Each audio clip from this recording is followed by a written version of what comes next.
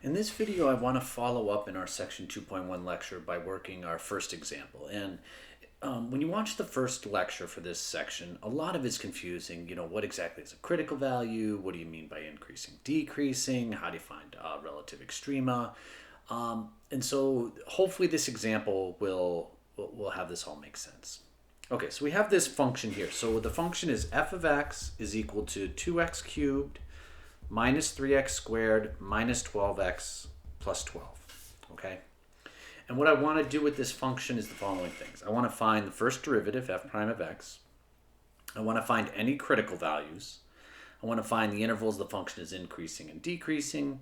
And then I want to find the relative extrema, so the max and the min functions, or the relative max and relative min for this function, excuse me. And then what I'm going to do is I'm going to show you what the graph of this function looks like. So you should have some general idea, right? So this is a cubic and the leading coefficient is positive. So when we go to sketch this graph, okay, because it's a cubic and the leading coefficient is positive, eventually it's going to start increasing without bound as you get really large values of x, and it's going to decrease without bound as you get really small values of x, really negative here. And so what's going to happen is something like this is going to happen in the middle. Okay, because it's the cubic here. So we're going to notice that we're going to identify a relative max and a relative min. Okay, we should know that just because it's a cubic and the leading coefficient is positive. All right, so let's go through this and verify this. So the first one is let's find the derivative. Okay. So just again, f of x is equal to 2x cubed minus 3x squared minus 12x plus 12. So the derivative here, f prime of x. Well, you bring the 3 down. 3 times 2 gets me 6x. The 3 becomes 2. Minus 2 times this minus 3 gets me minus 6. And then this x becomes a 1. And then the derivative of minus 12x is just minus 12. And then that's 0, right? The derivative of that is 0. So you can even write this, and this will help us in the next slide here. You can even factor out a 6, right? Okay, so that's what the first derivative looks like. So the next one says find the critical values, okay? So just to recall again, this was our first derivative.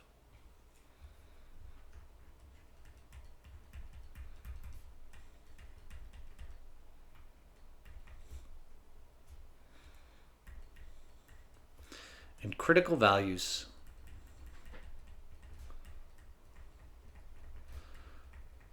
occur where, so f prime of x is equal to 0 or f prime of x does not exist. All right, so this is a polynomial, right? So there's going to be no values for which a D and E does not exist because, you know, its domain is all real numbers. So we just have to find where this, so to do this, just look where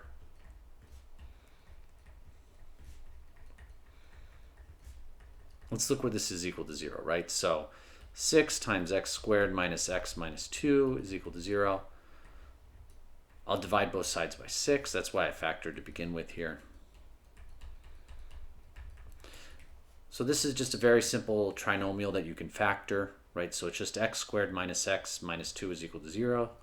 So this factors into x minus 2. X plus 1 is equal to 0. And so, you know, you're just going to solve using the 0 multiplication property. And you're going to see you get one at x is equal to, you set x minus 2 equal to 0, you get 2. And you get set x plus 1 equal to 0, you get x minus 1.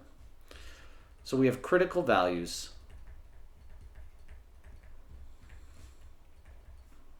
at x is equal to negative 1 and x is equal to 2.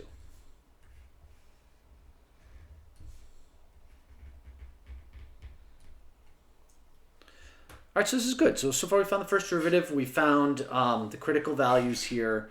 And so the next thing we want to do is we want to find the intervals the function is increasing and decreasing. All right, so this is a little weird how you do this. Okay.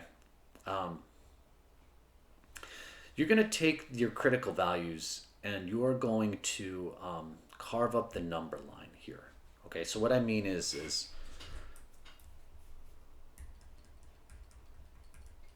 So find intervals. The function is increasing or decreasing. So look, we had critical values.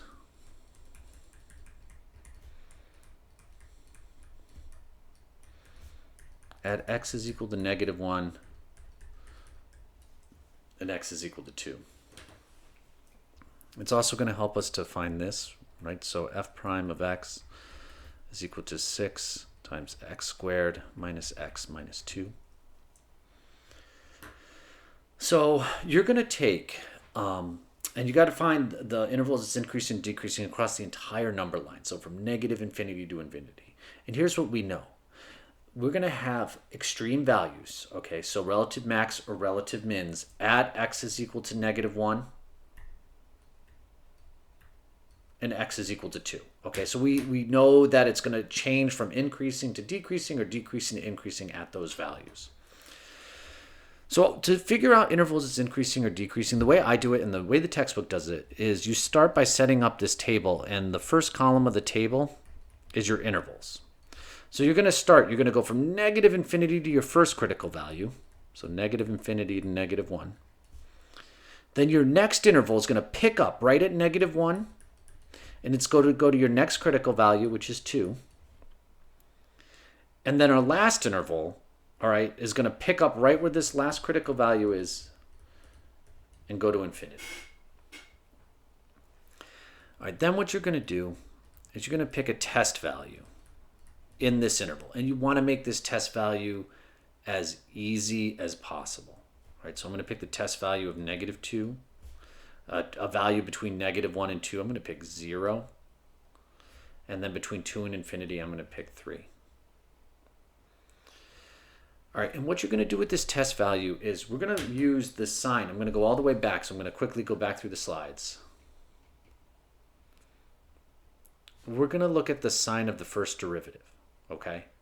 And remember, if the sign of the first derivative is positive, it's increasing. If the sign of the first derivative is negative, it's decreasing. So what the next thing you're going to do is you're going to do sine of f prime of x. So what you're going to do is you're going to take your test value and plug it into your derivative, okay? And here's the thing, you're only interested in the sign. Okay, you're only interested in the sign. So you actually don't even need to figure out, what the actual number is. You just need to figure out if it's positive or negative. Okay, so look, if you plug -2 into this, you get 4. Negative becomes positive, so you get 4 plus 2 is 6, minus 2 is 4, times 6 is 24. Okay, so this is greater than 0. It's positive. And then look, if you plug 0 into this, 0 is gone. So you get 6 times -2. It's negative. And then f prime of 3, obviously if you plug 3 into this, 3 squared is 9, minus 3 minus 2 gets you positive 4, right, times 6. So this is positive. So what this means, okay, here, because in the test value in this interval, all right, the sign of the first derivative is positive, it means the function is increasing over this interval. Because the sign of the first derivative is negative with the test value in the interval, here it's decreasing. And again, over here it's increasing. All right, so just so we're clear, what this means is the function is decreasing on the interval from -1 to 2.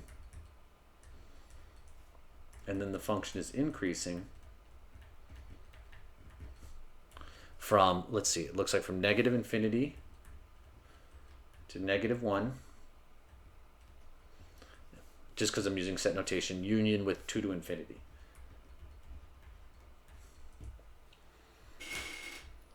But also look here, you're going from increasing to decreasing. And then look, you're going from decreasing to increasing. So we can use that. We can use that to find, look how I'm drawing this. Increasing, whoosh, and then decreasing. Oh, that sounds like a relative max. And then decreasing to increasing, it sounds like you hit a valley. That's a relative min. All right, so the last thing here is identify, going back, find any relative extrema.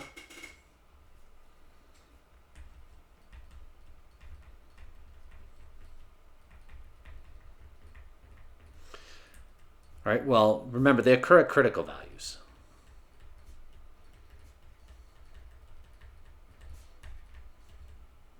And so our first critical value was x is equal to -1. And look, you're going to go from increasing to decreasing. So what that tells us here, when you increase and decreasing, we have a relative max at the point -1 comma f of -1. And if you plug -1 into the original function, just to save a little time, it ends up being 19. And then our next critical value was x is equal to 2. And look, at 2, notice at 2 here, you're going to go decreasing and then increasing. So you hit a valley. So that sounds like a relative min.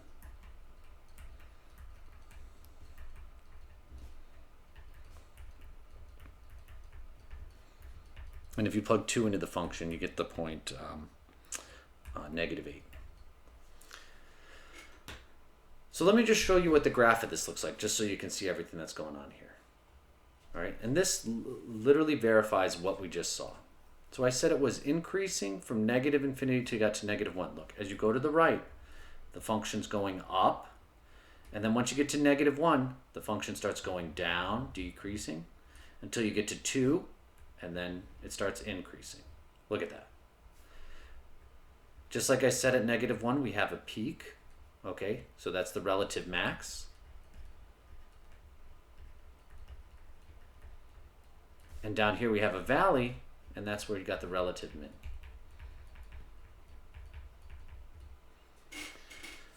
All right, class, I'm going to do one more example of this because I know it can be a little confusing, but you know, the more examples you see, the better.